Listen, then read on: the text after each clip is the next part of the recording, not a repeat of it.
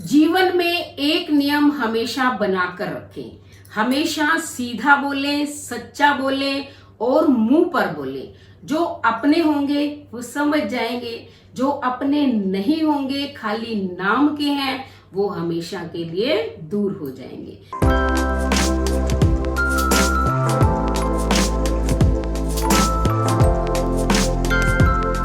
तो नमस्कार मेरे प्यारे प्यारे बच्चों, आप सबका हार्दिक हार्दिक स्वागत, अभिनंदन।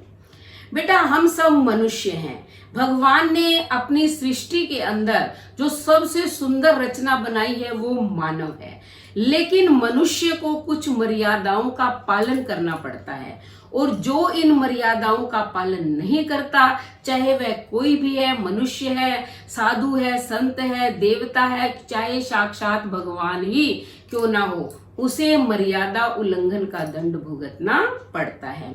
तो आज मैं एक देवी की कहानी सुनाती हूँ जिसने मर्यादा का उल्लंघन किया और उसे क्या दंड मिला।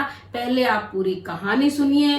कहानी सुनने के बाद जो है चैनल को सब्सक्राइब करें, लाइक और शेयर करें, कमेंट करें और बेल आइकन के बटन को दबाएं ताकि अगली कहानी का नोटिफिकेशन सबसे पहले आपको मिले। एक बार क्या, ब्रह्मा जी की सभा लगी हुई थी, तो उसमें सभी ऋषि मुनि, साधु संत, देवता लोग विराजमान थे।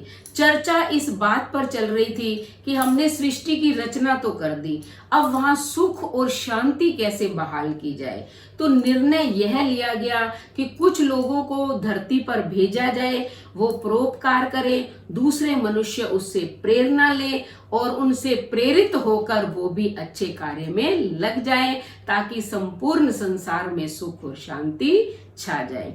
इतने में ही नदियों की देवी गंगा जी वहां आती हैं। सभी लोग उनका सम्मान करते हैं, लेकिन अचानक इतने जोर से हवा चलती है कि गंगा का पल्लू जो है हवा में उड़ जाता है।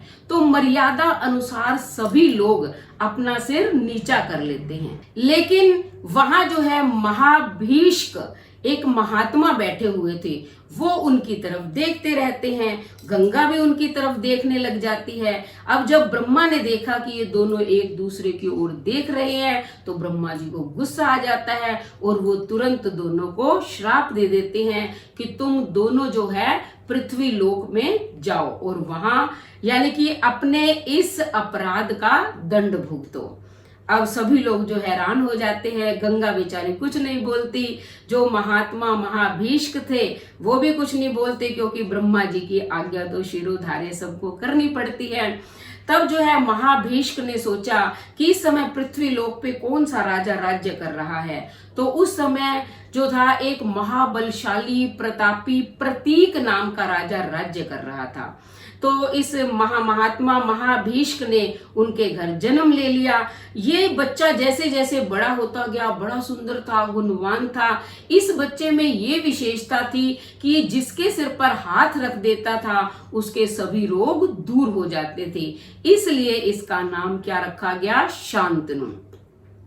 अब जो प्रतीक राजा थे वैसे भी वृद्ध अवस्था में ये पुत्र उन्हें मिला था और पहले वर्ण व्यवस्था के अनुसार जो है हर व्यक्ति अपनी 50 वर्ष की आयु के बाद जो है वन की ओर गमन कर जाता था पूजा पाठ करने के लिए। तो उन्होंने अपने पुत्र से कहा कि बेटा देखो, अब मेरी तो वृद्ध अवस्था हो गई है, तुम राजकाज संभालो, तुम सर्वगुण संपन्न हो और मैं जा रहा हूं वन की ओर। लेकिन एक बात याद रखना कि एक सुंदरी तुम्हें दिखाई देगी, अगर वो तुमसे विवाह का प्रस्ताव रखे तुम्हारे समक्ष तो तुम मुझसे विवाह कर लेना। तो इन्होंने कहा ठीक है, और वो राजा तो चले गए।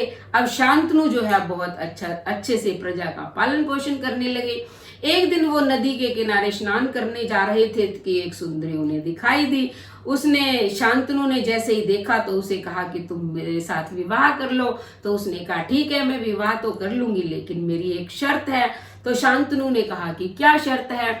तो उसने कहा कि आप मेरे किसी भी काम में बाधा नहीं डालेंगे, मैं कोई भी काम करूं मुझे मना नहीं करेंगे। तो उन्होंने कहा ठीक है। फिर उन्होंने नाम पूछा तो उसने कहा कि मेरा नाम जो है गंगा है। तो राजा लोग जो थे वो अपनी इच्छा से विवाह कर सकते थे, गंधर्व विवाह भी कर सकते थे। तो शांतनु जो है गंगा को अपने राजमहल में ले आए और विधि अनुसार उससे विवाह कर लिया। साल के बाद जो है उनके एक पुत्र हुआ। राजा को बड़ी खुशी हुई, लेकिन गंगा ने क्या किया, उस पुत्र को कपड़े में लपेटा और नदी में बहा आई। अब शांतनु को तो बड़ा गुस्सा आया, लेकिन उसने वचन दिया था गंगा को कि मैं तुम्हारे किसी काम में बाधा नहीं डालूंगा, इसलिए चुप रहा। इस तरह उसके जो है 8 पुत्र हुए। तो 7 पुत्रों को तो जो है गंगा नदी में बहा आई, लेकिन जब 8वें पुत्र को वो ले जा रही थी तो शांतनु जो है क्रोध से लाल पीले हो गए और वो बोलने लग गए गंगा को, कहते कि तुम माँ हो या डायन हो, हर बच्चे को जो है ऐसे ही नदी में बहा आती हो, उसकी आंखें भी नहीं खुलती हैं कि तुम उसके प्राण ले लेती हो, आखिर तुम चाहती क्या हो। तो गंगा वहीं रुक जाती है और उस पुत्र को शांतनु को दे देती है।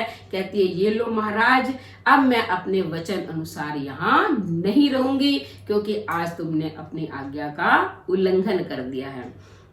तो गंगा तो वहां से चली जाती है। अब उस पुत्र को लेकर जो है शांतनु अपने राजमहल में आ जाते हैं और उसका नाम रखा जाता है देवव्रत। और यही बालक बड़ा होकर क्या कहलाया, भीष्म।